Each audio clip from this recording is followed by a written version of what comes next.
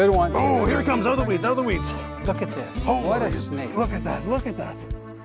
Okay, I'm gonna get the net. Get the net. He's pulling hard. Crazy fish. Look at, this guy's like lethargic. Oh boy. Look at this. You know, this is amazing.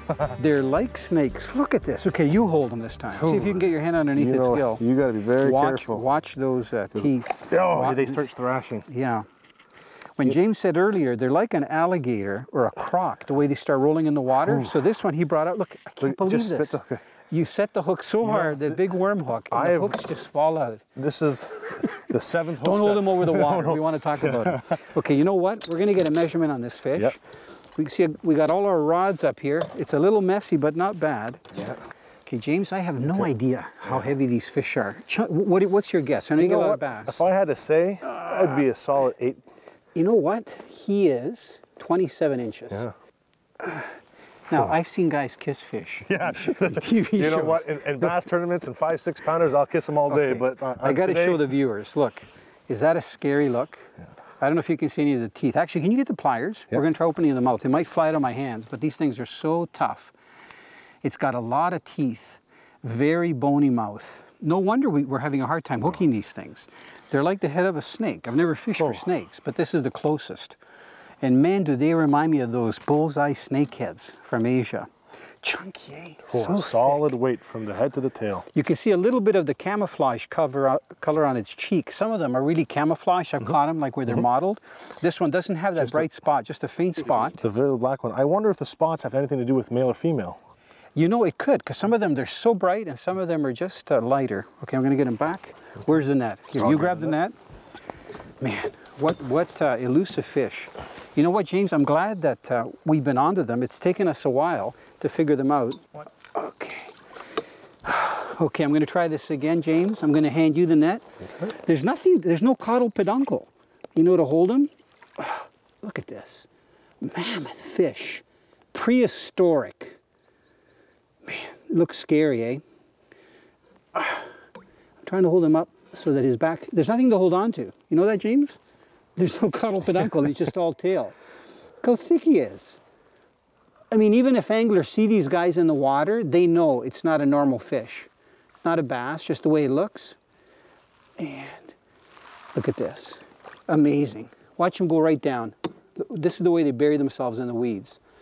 James, that was awesome. You know, when you called me, that you said you were onto them, you didn't explain to me that they're really tough to catch. You know what? I never really focused on them, so I'd maybe catch the odd one, but now that I realize myself, it's a workout. I'm even sweating. Now, compared to bass, right? You do a lot of tournaments. Lots of tournaments. I think you've won 1 or 2 this year already, right? Yes, I have. So you're smiling all the way to the bank with those big paychecks.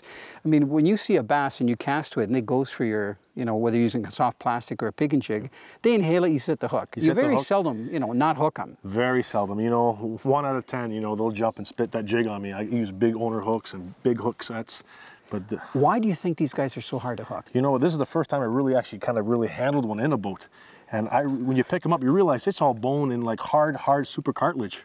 That's amazing. You know, I think if you use normal monofilament line, your percentages would be 0, 0, 0, 0.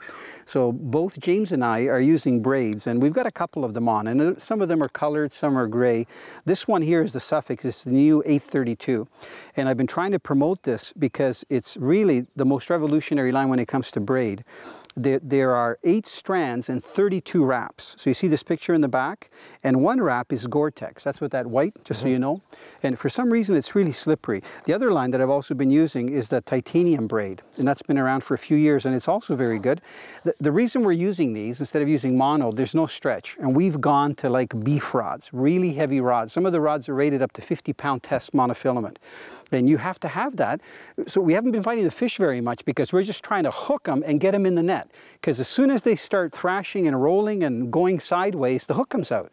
So I think it's because beside bony, there's no tissue. Like even walleye, you know, when you get a big walleye, they got a bony head, but they got some tissue on the inside. Well, soft tissue around their lips and gums, more so these fish are amazing. Well, that was a blast. James, I tell anytime you want to go for bowfin, you let me know, okay? Ooh. We won't get into high numbers. We'll have fun. Maybe we'll land 2 or 3. You never know. Okay, let me put this stuff away.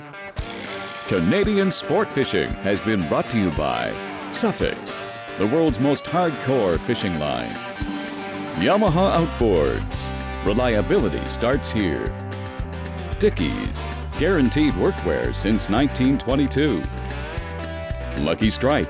All you need is a Lucky Strike. Get that hook in him. I almost got the hook in you. Boy. You know, this is what happens when these things come out and they hit so hard. Now you know why we're wearing sunglasses. Half of it is to see the fish, half is so that you're missing it. Now, you know, that was interesting. I thought I had them. So what we're doing is using these Texas rig plastics, but not long worms. I noticed you have a worm on, but you caught your other fish on that plastic grub that's very short. It's kind of like a long crayfish. Yeah, it's a little trigger bait. They're not inhaling it like a largemouth. They're just tapping at it. Yeah, they just kind of come in. They just melt it. And their mouth is so tough with the bone and their teeth, it's really hard to get a hook in them. Like the way that fish rolled, I can't believe that it didn't drive the hook past the barb.